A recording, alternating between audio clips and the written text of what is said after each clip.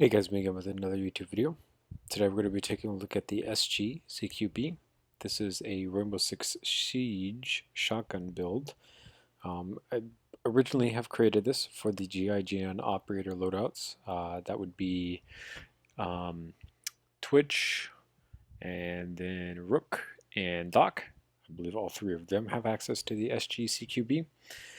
I do not know the other operators who have access to it, but I know that some other operators do have access to it. I just haven't been keeping up with it. Quick disclaimer about this actual build itself. This build is quite old at this point.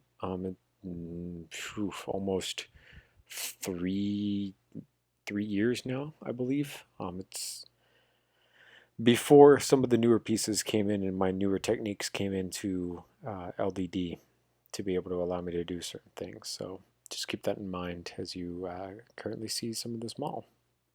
So another thing to keep in mind, Studio does not keep flex tubes bent when they are imported into Studio from LDD. So you can see that there are some artifacts going on in the back towards where the wireframe stock is at, and that is specifically from some of the importation issues from LDD to Studio.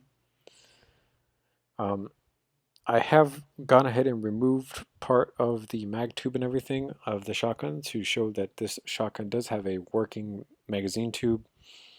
Currently, all the shells are pushed to the very front up here. That is not how this actual tube is designed. This tube is designed with enough room in the back that the spring would be able to compress all the way up here. So even though these are pushed all the way to the front, they in real life would be pushed towards the back. The reason they are currently pushed all the way to the front is because it made indexing this front piece a lot easier based on what was going on up here. So that's what's going on here. So it is properly able to load shells into the tube as needed. This is what the shotgun looks like overall. As you can see, it's probably one of my better shotgun builds despite the piece limitation of its time. Magazine tube is a little big for my taste. I think nowadays the newer magazine tube style that I do is probably better, but it doesn't look too bad.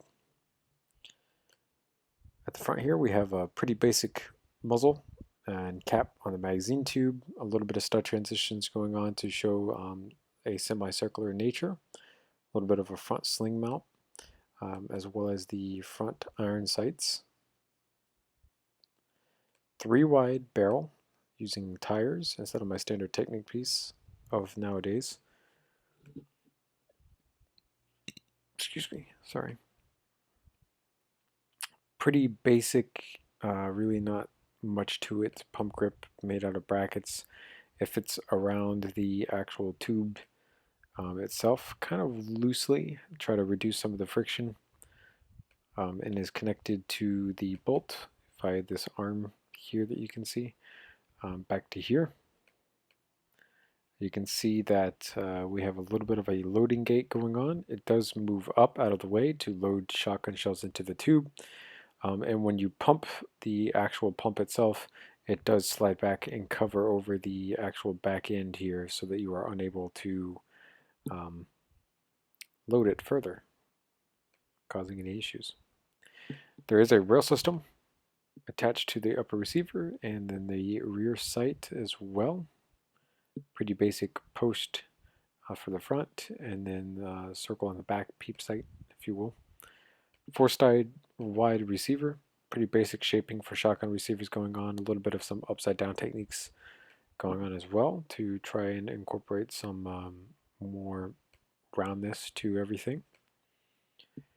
Pretty basic 4-wide grip, a lot of sideways building to specifically get a lot of the angle and the smoothness. A Fuciotti 32 style of trigger where it's bent using a hinge piece. Pretty basic trigger guard. And then a pretty intricate kind of stock cap at the back, if you will, where this folds over. It's connected here via studs. Pretty basic, not too much going on.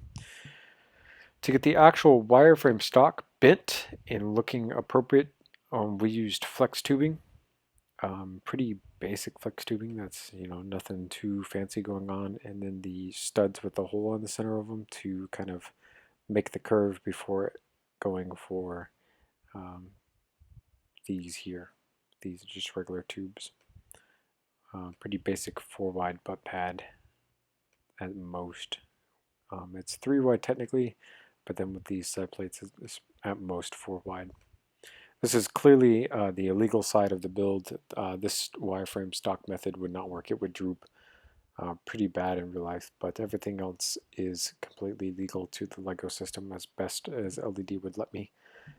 Some pieces clip through one another even though they won't in real life because of the weird rules. But this is the SG-CQB from Rainbow Six Siege, specifically made for the French operator loadouts, GIGN. Thank you guys so much for watching. Remember to comment and subscribe for more videos similar to this one. I'll see you guys later in another YouTube video another time.